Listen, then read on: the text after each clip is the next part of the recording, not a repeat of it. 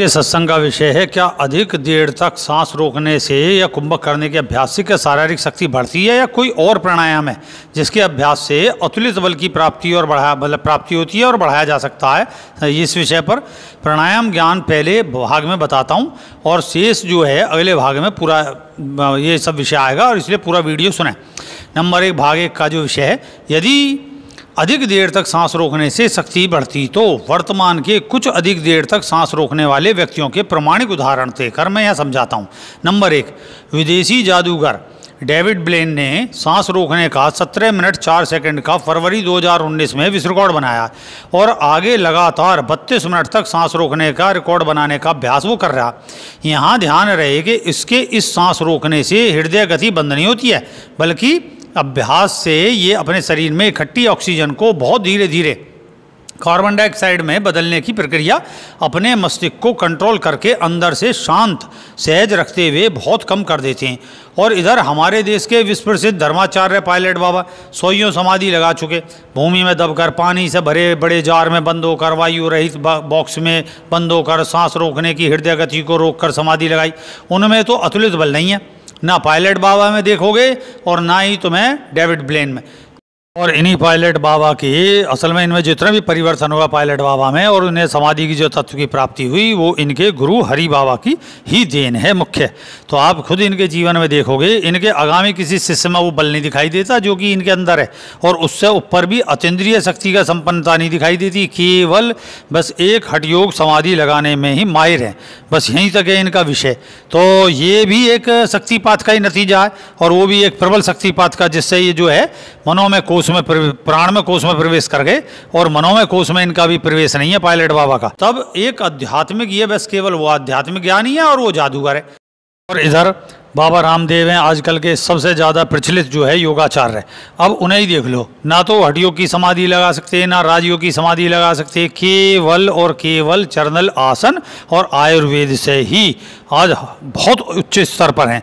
नाम करा है इन्होंने योगा का, लेकिन जो योगी के लक्षण होते हैं, जो योगाचार्य के लक्षण होते हैं, समाधि लगाना, ध्यान की पराकाष्ठा, और इस विषय पर उनका कोई भी विशेष अधिकार प्राप्त नहीं है। और इधर स्वामी विवेकानंद विद्यार्थी जीवन से सिगरेट पीते थे और साईं बाबा युवा उम्र से तंबाकू भरी चिलम पीते थे और गजानन योगी भी जो है चिलम पीते थे और अनेक योगी चिलम पीते हुए 72 घंटे की समाधि मारने में, जिसमें हृदय गति बंद हो जाती थी, ये सब विषय रहने पर सहज और सक्षम थे।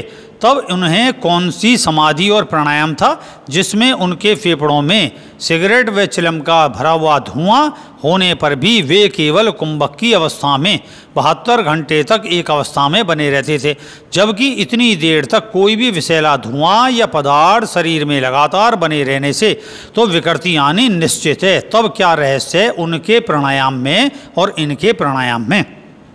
यूँ इन दोनों उदाहरण और अनेक उदाहरणों से आप आश्चर्य में पड़ जाएंगे कि तब इस प्रकार के सांस रोकने के अभ्यास से कोई विशेष शारीरिक शक्ति में अतुलित बल की प्राप्ति नहीं होती है। क्यों?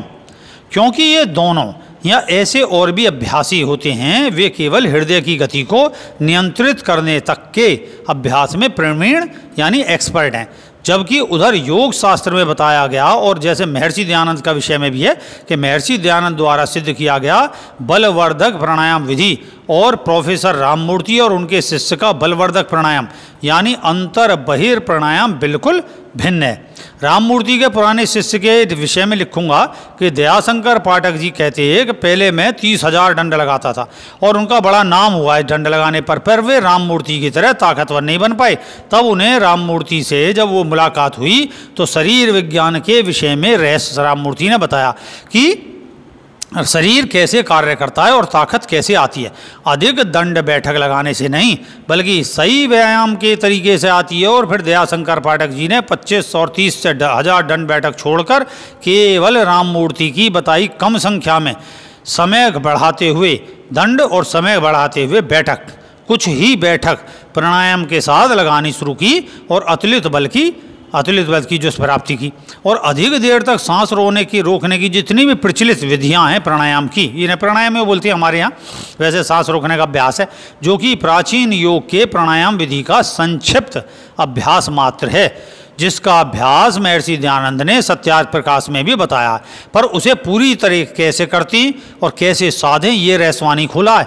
बस इतना ही उन्होंने बताया है। और योग शास्त्रों में भी लिखा है कि प्रचलित सांस रोकने के और उसी जो प्रचलित जो हमारा ये सांस रोकने का अभ्यास है उसे डेविड ब्लेन के द्वारा अपनाया और तैराकी में किए जाने वाले भी एक प्रमुख प्राणायाम अभ्यासों में से एक है, जिसे मैं यहाँ बताता हूँ कि पहले अपनी सांस को रोकने से पहले अपने फेफड़ों में पेट तक 2 सेकंड में एक गहरी सांस धीरे से लें और 2 सेकंड में ही बिना सांस रोके धीरे से उसे बाहर छोड़ दें। इस अभ्यास को प्रतिदिन कम से कम 25 बार लेने और छोड़ने के अभ्यास को 1 सप्ताह तक नियमित करें।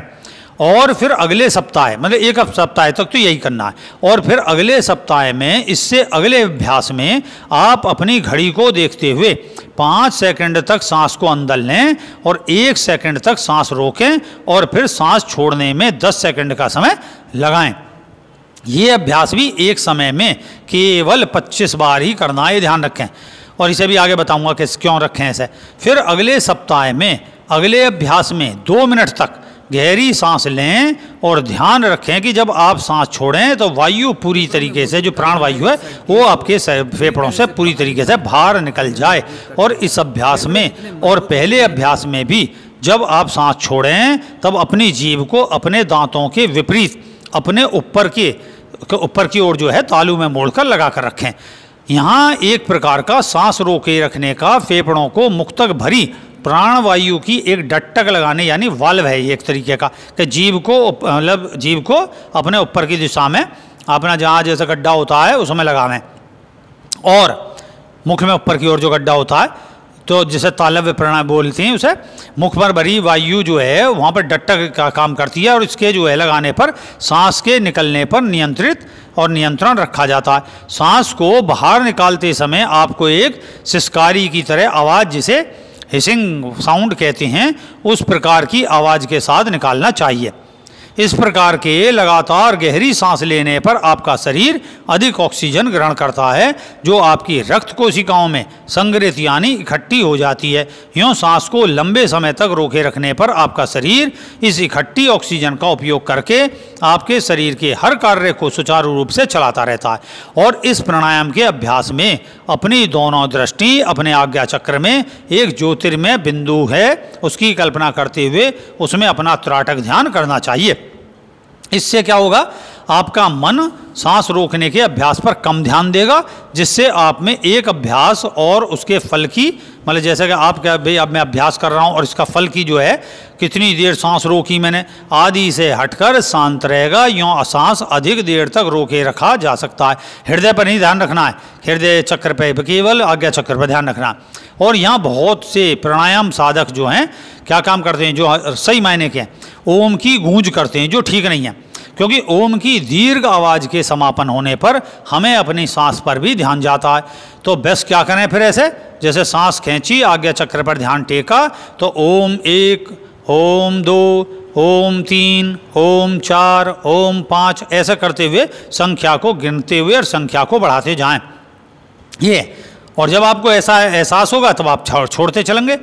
और ऐसे करते हुए मन की संख्या को गिनते जाने से सांस के बढ़ाने का अभ्यास को बढ़ाया जाता है। और ऐसा करते में आपको सांस रोकने यानी कुंभक लगाते में मूलबंद यानी अपनी जनेंद्रिय और गुदा के बीच की नाड़ी को अंदर की ओर खींचना चाहिए और जालंधर बंद यानी अपनी गर्दन को थोड़ा सा अपने सीने की ओर झुकाने से गले में एक डांट सी लग जाती है और उसे लगाना चाहिए।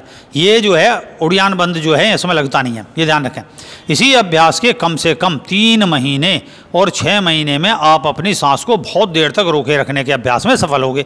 इससे अधिक सांस रोकने के अभ्यास को अपने साथ एक अच्छे प्राणायाम के जानकार गुरु की संगत की बड़ी आवश्यकता है, नहीं तो खतरे में आ जाती है जान।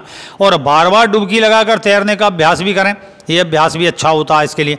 पर सांस रोकने का अभ्यास बिन साथी के पानी में बैठकर बिल्कुल नहीं करें, ध्यान रखें, क्योंकि कुछ समय की भूल होने से या अचानक सांस के टूटने से सांस को लेने के लिए वहाँ ऑक्सीजन नहीं होती है। नतीजा क्या है, पानी का नाक में सांस चले जाने से भयंकर संकट बन जाता है और मृत्यु तक भी होने के चांस हो जाते हैं। लेकिन ऊपर बताए अभ्यास को न कम न अधिक करते हुए नियमित समय से केवल लेना और छोड़ना, मतलब नियमित समय से लेना है और रोकना है और धीरे से छोड़ना है।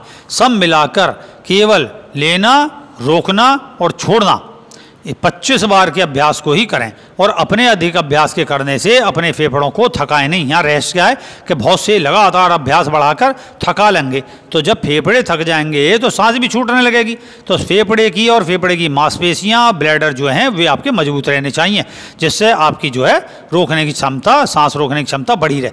यूँ आप एक सा अभ्यास करते रहें और 25 तक ही बहुत है। ध्यान में रखें, यदि आप शराब, सिगरेट, गुटखा ये खाते हैं तो इस अभ्यास में बिल्कुल छोड़ना पड़ेगा। और छोड़ने के बाद भी दूसरों की अपेक्षा अपने फेफड़ों को साफ करने में अधिक समय लगेगा। क्या आपने छोड़ दिया तो ये नहीं सोचोगे अब प्राणायाम करना शुरू कर दिया तो आपके फेफड़े स्वच्छ हो जाएंगे। और बरसात और जाड़ों में खुले मैदान या खुली छत पर प्राणायाम नहीं करें। ठंडी हवा आपके प्राणायाम के द्वारा फेफड़ों को सांस पहुंचकर नुकसान पहुंचाएगी। और आगामी सत्संग वीडियो में बताऊंगा बलवर्धक प्राणायाम विधि, और इतने ऊपर बताई गई विधि का अभ्यास करें। और इस ईमेल पर अपने जो हैं प्रश्नों को लिखें। और मैं आशीर्वाद करता हूं इस सबको करते हुए। जय सत्यम सिद्धाय नमः।